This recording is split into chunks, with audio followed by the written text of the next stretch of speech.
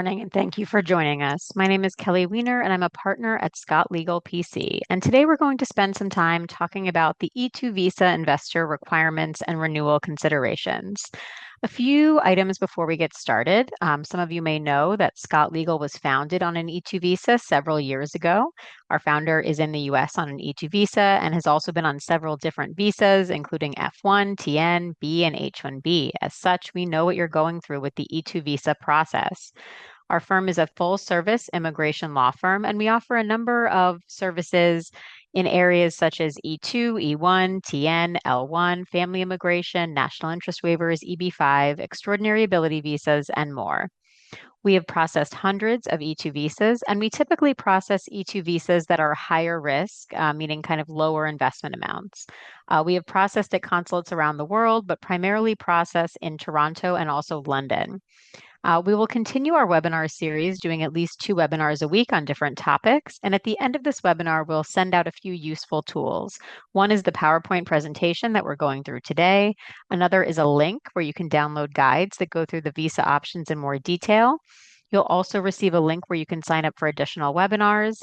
And also, this webinar is being recorded and will be made available on YouTube. We will send you the link for that. And we encourage you to subscribe and hit the notification button as we regularly upload immigration videos. We will also send you a link where you can set up a consultation if you want to discuss your case in more detail. So as I mentioned, my name is Kelly Weiner, and I'm a partner at Scott Legal. I have extensive experience processing E-2 visas, and I will be going through the materials that we will be covering today.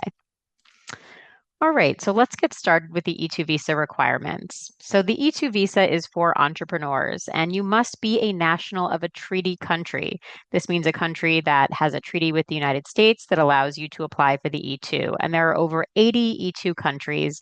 The list does change, so it's important to check the list to see if a country may be added, may be removed. In recent years, Portugal was added, New Zealand was added a few years ago, Israel. So the list does change.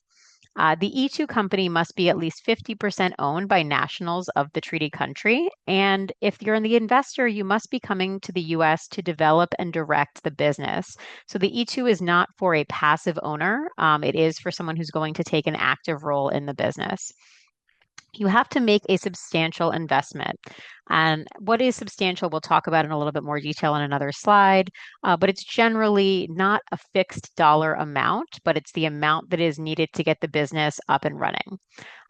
When you make your investment, the funds must be at risk and irrevocably committed. So that means that you cannot just take a lump sum of money and put it into a business bank account. That by itself is not enough. The money actually has to be committed such that the investor will risk loss, if the E-2 is not approved. For the source of funds, that can be any legitimate source. If you're the investor, then they need to be your personal funds, but it could be, a gift, a loan, as long as the loan is not secured by the assets of the E-2 business. It can also be, kind of from if you own a company, that's not the E-2 company and you want to take a shareholder loan or a distribution, it can be anything like that. Anything that you can prove that it is a legitimate source of funds. The business also has to be real and operating. So if you're doing a startup, what this means is that you have to get the business to the place where it could start to operate once you enter the United States. And if you're buying an existing business or investing into an existing business, then you need to prove that the business is real and operating. You'd show things like company tax returns, invoices, payroll records, licenses, tax ID, things of that nature. The business also has to meet what's called the marginality requirement. That means the business has to support more than just the investor and their family. So you must hire U.S. workers. This is a very important part of the E-2. And you also have to have the intent to return to your home country if the E-2 status ends. So while there is kind of a very low standard to prove this, non-immigrant intent, you still do need to have the intent to depart. So, for example, even though you can move your residence to the U.S. and you can renew the E-2 indefinitely, you still need to maintain that intent to depart, when the E-2 status ends. All right, options and timing for obtaining an E-2 visa. So there's kind of 2 ways to get an E-2 visa. One is you're going to start a business in the United States. And another would be purchasing an existing business in the US. Some people prefer the option of purchasing an existing business because you have this escrow option that allows you to protect your investment a little bit more than with a startup. So, with a startup, you're going to have to put money into that business bank account, spend it on various things to get the business up and running. If you're purchasing an existing business, you have an option where rather than transferring the money directly to the seller, you can have an escrow arrangement where you have signed a purchase sale agreement. You have all conditions for the sale have been satisfied except for the issuance of the E-2 visa or E-2 status. And rather than the money going directly to the seller, it goes to an escrow agent and is held in escrow with the instruction that if the E-2 is approved, the money will go to the seller. But if the E-2 visa is denied, the money will be returned to the buyer.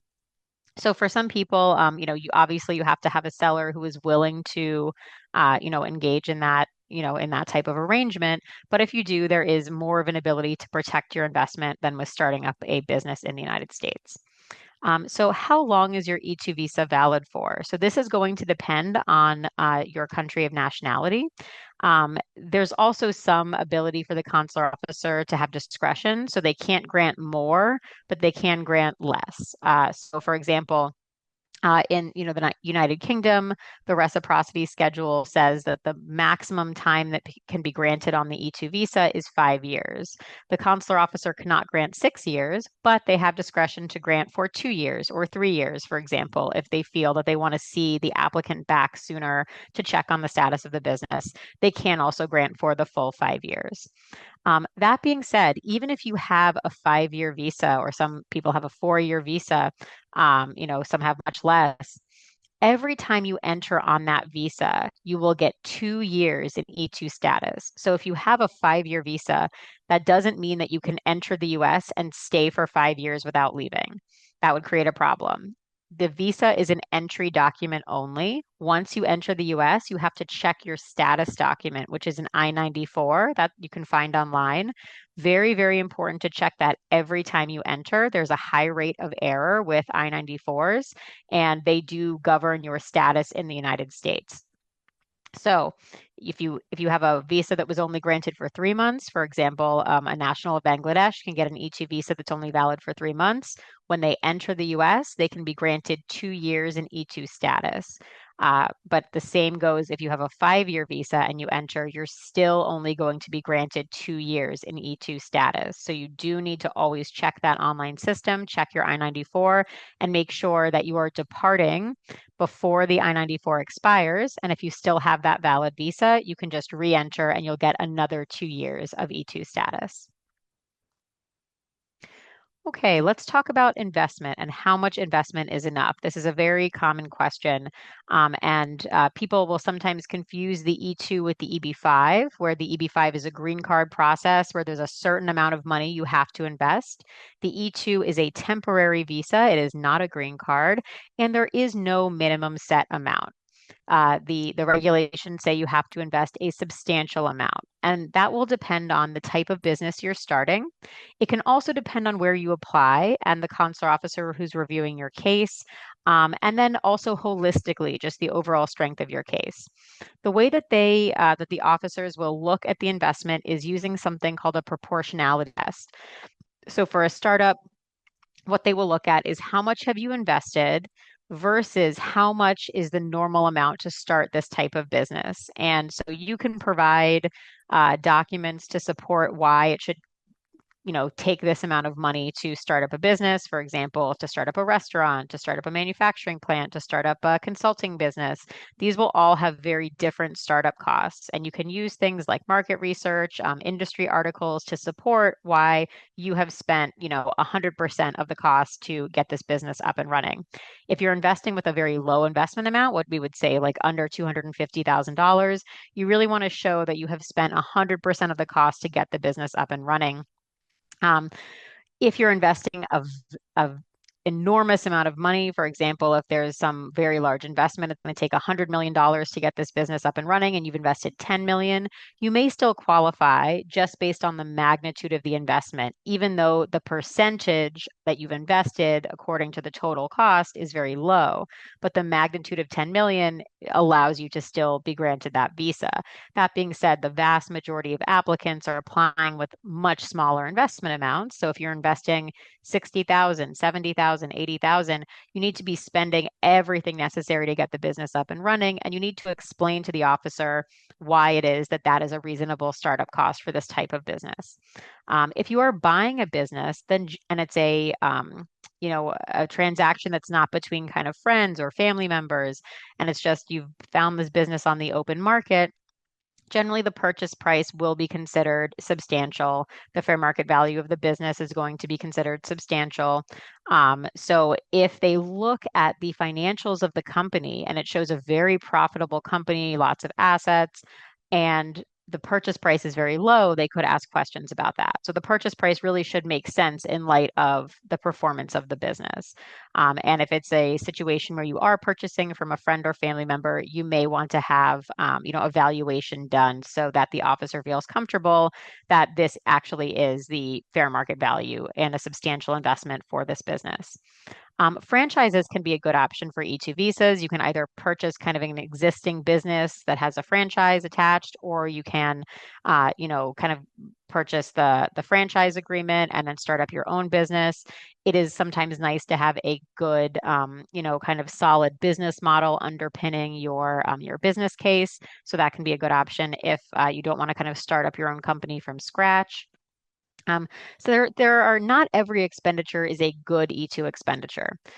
So if you are starting up a new business, you're going to be making expenditures. That's what's going to be your investment. And you want to think about investing in areas that are going to strengthen your case. So, some good expenditures are things like, marketing, website, equipment, software.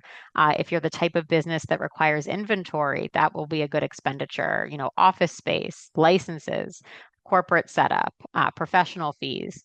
Bad E-2 expenditures would be things like airline tickets to visit the United States, hotels, food, any travel expenses that you have. There are even some consulates that in their FAQs will say, please don't include those things.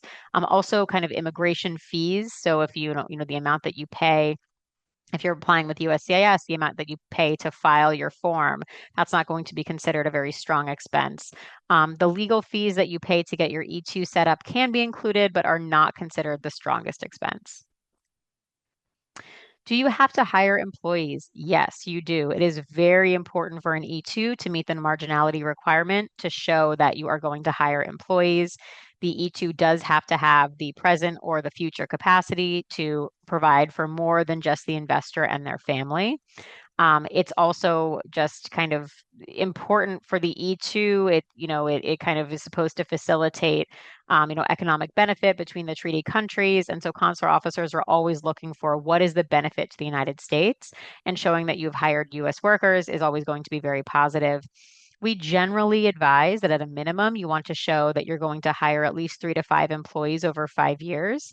W-2 employees are much stronger than 1099 workers. In fact, if you have, 1099s and you're paying very minimal amounts, it has limited value for your case.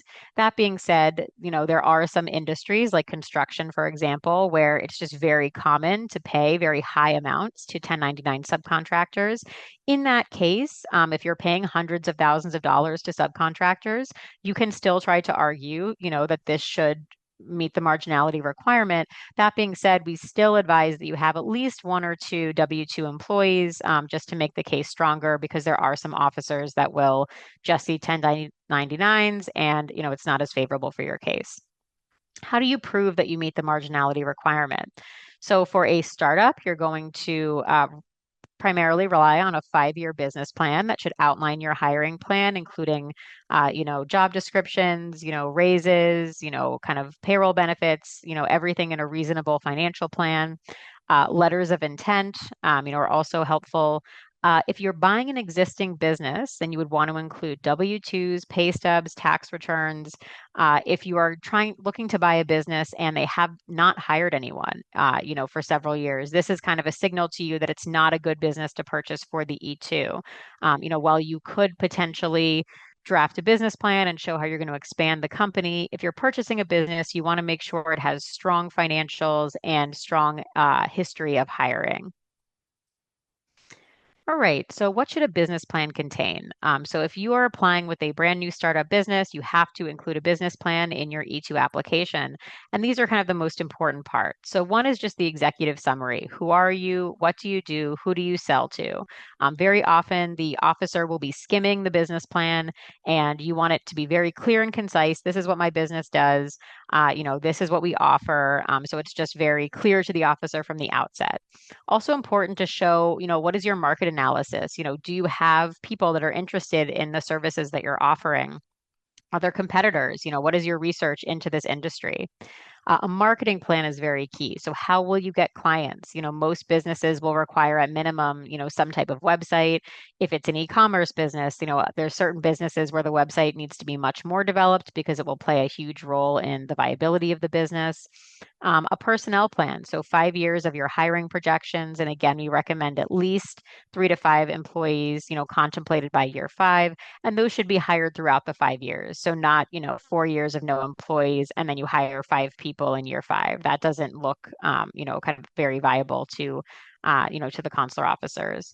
You also want to have a comprehensive financial plan. So 5 years of financial projections that include a profit and loss statement, a balance sheet, a cash flow statement. And you need to understand these as the owner. So when you go to your visa interview or you're applying with USCIS, they will ask you questions to see, do you understand, what the figures are and is there a realistic goal to get where you want to go with your business? Okay, let's talk about some E2 visa considerations. So, should you apply with USCIS versus a consulate? So, when you apply with USCIS, this option is only available to people that are in the United States in a status that allows you to change status. So, let's say you've entered on ESTA. A USCIS filing is not available to you because ESTA doesn't permit that change of status. But let's say you've entered on a B1 business visitor visa and now you've decided you want to change your status, or maybe you're on an H1B and were laid off or decided to leave your job, you want to start your own business, a change of status may be available to you. Important things to know about a change of status. It's not a visa, so you do not have the ability to travel internationally when it's approved. If it's approved, you will get a 2-year approval notice that allows you to stay in the United States and run the business. But once you travel internationally, you will have to go to a consulate to get the E-2 visa stamp, and they will review it as a brand new application at the consulate. So there are some visas where once you get a USCIS approval, the approval at the consulate is much easier. They're supposed to rely on the USCIS approval, for example, for H-1Bs and Ls. That is not the case for the E-2. For the E-2, the consulate will look at it as a brand new filing. So if you're somebody that needs to travel internationally a lot, a change of status often is not the right option for you. Another thing about USCIS that we'll talk in more detail in the next bullet point is just they are very strict about certain things like the source and trail of funds. That being said, there are areas where they're a bit more lenient. So USCIS is generally more disposed to approve lower investment amounts, even as low as maybe 35, 45,000, if it makes sense for the type of business, as opposed to the consulates generally want to see higher investment amounts. So let's move to the consulate. Many people will apply for a visa stamp at the consulate. For many, treaty country nationals, this is a great option because you can get a multi-year visa, up to 5 years for many countries like Canada and the United Kingdom. Even some, if it's 3 or 4 years, still gives you, quite a bit more time to develop the business than a USCIS approval. You'll attend a visa interview at the consulate. You do have an ability to kind of advocate for your business in person. which can be a benefit. And then you will get that kind of, multi-year, visa that allows you to enter the United States and run the business and travel internationally. The consulates also tend to take a much more holistic view of the source and trail of funds than USCIS. So let's say, for example, your funds are from personal savings from employment over the years. USCIS would actually want to see not just your tax returns, but also your pay stubs, proof of the money from your payroll entering your bank account and being maintained there. If the money has been transferred to other accounts, they would want to trace those funds all the way up until you get your E2 business bank account. For the consulate, they tend to take a much more high level holistic view. So, if it's personal savings from employment and you have 3 years of tax returns that support the amount you're investing, they will generally rely on that as opposed to that more granular approach with USCIS. So, if you have a very complex source and trail of funds, it may be worth considering, whether to apply at the consulate if you're not going to be able to, go into that granular detail that's needed for USCIS. So going to the source and trail of funds, as mentioned, USCIS will have this very, granular view. Even if it's something that happened many years ago, you sold a company many years ago, they're going to want you to trace where that money has been in the intervening years until you made the investment. Things that cannot be included for the E2 source of funds. One would be a loan if it's secured by the assets of the E2 company. So this comes up a lot in kind of seller financing situations. Where you may be willing to, you're going to put down 50% of the purchase price and then 50% is seller financing that you pay off over time. Often in those situations, the security for that financing is the assets of the business. So that's not a good option for the E2. Gifts can be a great source of funds option. However, you do still have to prove where the money came from. So if your mother is willing to give you a gift, that's great. She can write you a gift letter, but she still has to be willing to share her financial documentation with you so that you can prove, this was the source of the money. So if you're going to go the route of getting a gift, just make sure that the gift giver is willing to provide that documentation. Some considerations for small investment amounts. So when you do have a small investment amount, you have to make sure that every other part of your application is as strong as possible. So this can mean things like letters of intent to prove that you're going to have cash flow right away. If you can get contracts, that's even better. But anything that shows that, even though maybe you have a small amount of working capital or you invested a very small amount, you immediately will have clients that will bring in money for the business. It can also sometimes be helpful, to get a letter from a CPA, maybe who works, with small and mid-sized businesses or in your line of business, who has reviewed the business plan, reviewed the investment schedule, and can issue an opinion that says this is a reasonable investment for this type of business based on my history, serving these types of businesses. E2 visas for two investors. So people will often ask if this is possible. It is, but you have to own the business 50-50. And you have to know that each investor needs to invest money. So if one person is going to invest 100,000 and another person is going to invest 10,000, that's not really going to work. The 10,000 investor will likely be found to have not invested a substantial amount. If it's a situation where both investors have the same nationality, but the investment amount is unequal, you could consider, perhaps an employer, one is the investor and owns a majority, and one is an employee and owns a minority of the company. So substantive changes to the business after filing. So sometimes people will get the 5-year visa and think, great, I can expand my business, I can form new companies, I can work in the US. And it's important to understand that the E2 is more limited than that. If there's going to be substantial changes to your business after filing, you would need to get a new approval before you could implement those changes. However, you can plan ahead, right? So if you're investing into a software consulting company, but in year 3 you want to start mobile app development, you can contemplate that in your business plan. And so if it's been reviewed and approved in your initial E2 application, you then wouldn't have to go back, and kind of do a new filing for a substantial change. However, if you are running a a cleaning business and now you want to close that down and run a restaurant, you need to get an approval before you start that new line of business, especially if that hasn't been discussed at all in your business plan. Additionally, you should not set up any new companies and start working for them without first talking to an attorney to understand, what the structure is.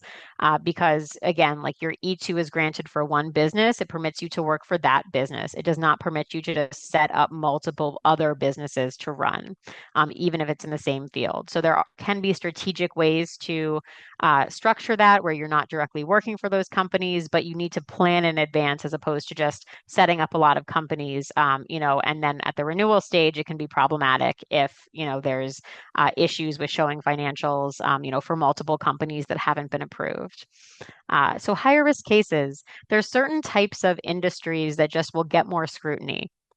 One of these is real estate. So there's a lot of concern over, is this person just purchasing a piece of real estate and is going to collect passive rental income? That's not active enough to be an E-2 business. So if you have any type of real estate, company, you're going to get extra scrutiny. Also, house flipping. This is something they're very, suspicious of. If you're going to be doing house flipping, generally it only works kind of on a large scale. So if you have like a large portfolio or you're doing commercial real estate development, that does mean your investment amount is usually going to have to be much higher. You could also, if house flipping will be kind of a smaller component of your business, but you'll do, other parts of construction, or you'll do renovations, or you'll do a property management company, it could be added on as an ancillary service to that type of business.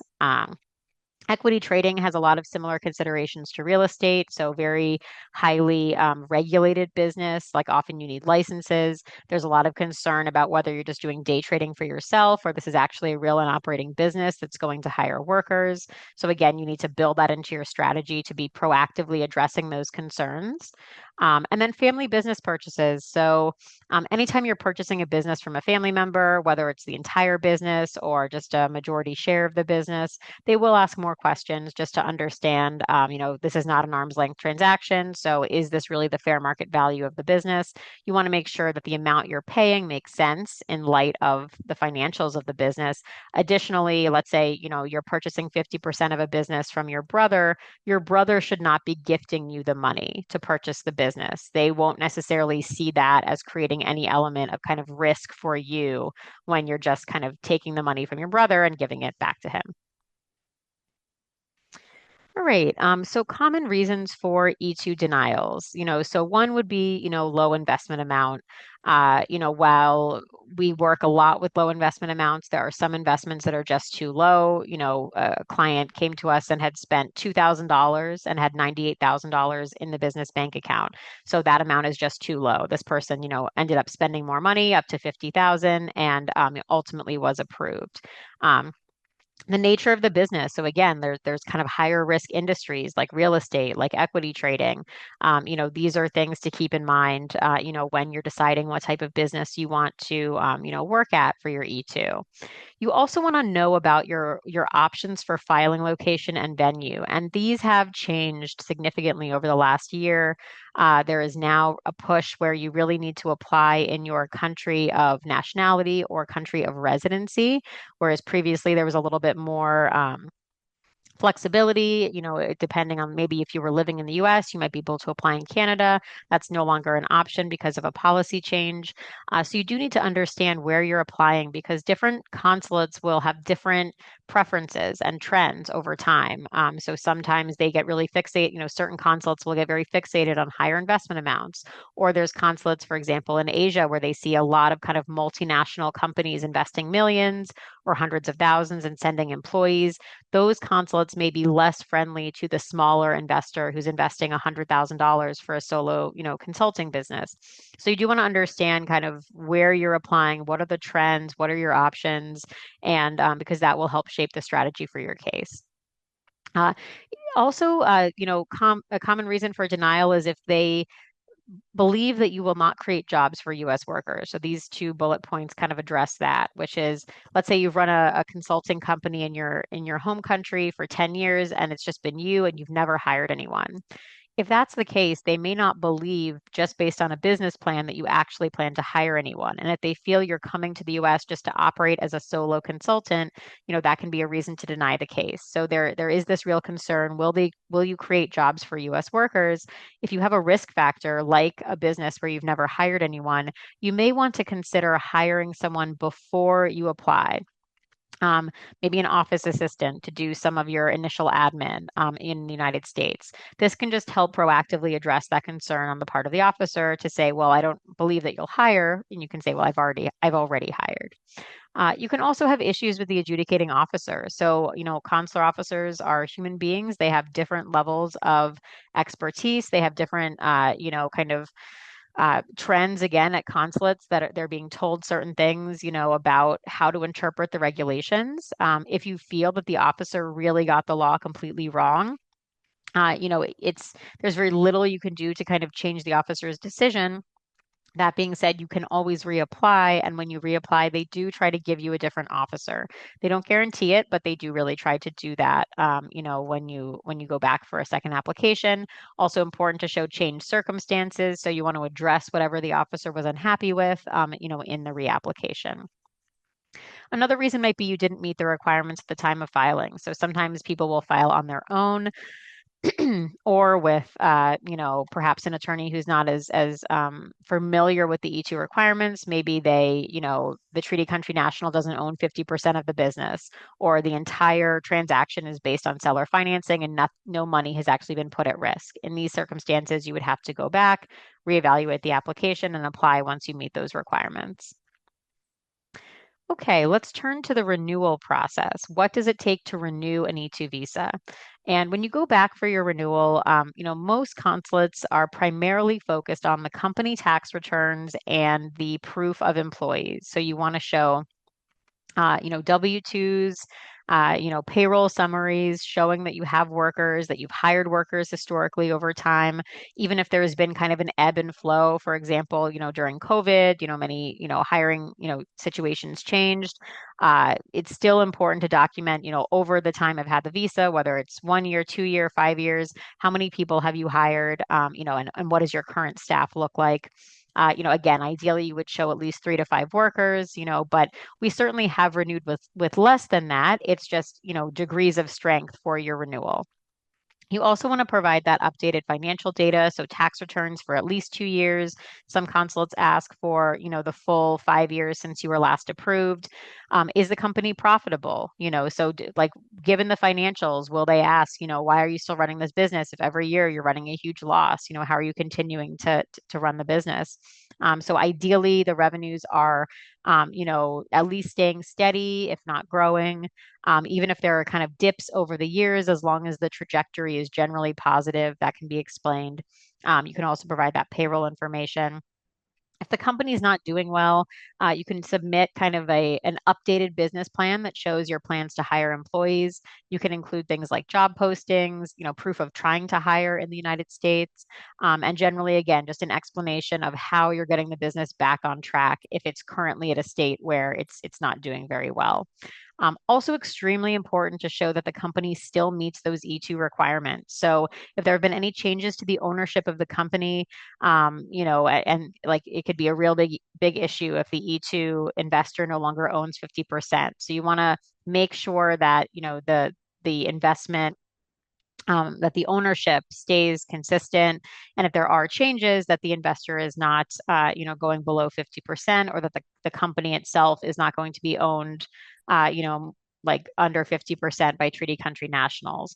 Also, you want to be attentive to changes to the type of business. So as we discussed, kind of substantial changes, completely changing what your business does can be problematic. If there have been minor changes that are natural outgrowths of business progress, like maybe you're a marketing consulting firm, you initially served financial clients, now you serve, the art world, that's totally fine. No problem with that. You're still offering marketing services. But if you've completely changed your type of business, you were running a consulting company and now it's a restaurant, that can be a major problem if it hasn't gotten approved ahead of time. Great. So developments and adjudication trends and E-2 considerations. So E-2s generally do have a high approval rate, and those have continued. Um, 80 to 90% is posted by US government. We do see a focus on investment purchases in the United States. So they are really paying attention to this. They do want to see money being spent in the US. Although it's not a requirement in the regulations, we do recommend that you spend most of your E2 investment, with US vendors in the US if possible.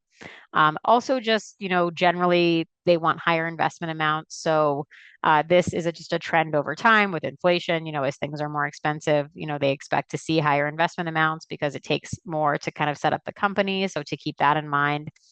Very important to hire US citizens. When you do go back for your renewal and you explain the employees you have, there is a form where they ask you to specify, is the employee a US citizen, a legal permanent resident, a visa holder? So they do pay attention to that. Um, Very good to focus on employees, those W-2 employees. Better to have two part-time W-2 employees than one, full-time 1099. So, employees over contractors is definitely much better. As I mentioned, there's certain industries where use of contractors is very common. If you're paying very high amounts to those contractors, that is still positive for your case. You still want to provide that, but you should still have a couple W-2 employees if you can. Um, so administrative processing, we're currently in an era of kind of enhanced vetting of all, immigration applications. And what this means is that there's more cases that are being put into administrative processing while they do additional security checks. So if you have any criminal issue in the past, even if you've been granted a visa in the meantime, if you've ever had a DUI, if you've ever had a visa overstay, you really want to discuss that with your immigration attorney. It is just unfortunately more likely that they will put you into administrative processing with those types of issues. There's kind of two types of administrative processing. One is where they just want some more documents from you, like they were missing some documents at the interview. Those can generally be resolved, within a month or so because the consulate has the ability to review it and approve the case. Another aspect of administrative processing is when your case is flagged for a security concern by a different agency that's outside the consulate. And at that point, all you can really do is provide any information they ask for, but continue to follow up every 30 days or so. Because the consulate themselves cannot move the case forward until the security agency has cleared the application. And they generally won't give you much information about that because they're doing it for security purposes. Um, so we do see a lot more USCIS filings. This kind of started during the pandemic and then has continued just due to, more inconsistent processing times at consulates. That being said, we are seeing a trend for people to go to the consulate. Sometimes they might renew with USCIS just to kind of continue their status, and then once they get their interview at the consulate, they'll go to the consulate. So it's possible to pursue both options to kind of be in the US, maybe extend your E2 status while also applying to renew at the consulate. We do see longer waits at consulates. Many consulates have gotten better since, much vastly better since the pandemic. That being said, due to many factors such as policy changes, increased vetting, we are seeing longer waits at consulates. So when you're thinking about your E2, again, you want to think in the time scale of weeks, months, not days, like a week or two to get your visa. It will likely be, at least a month.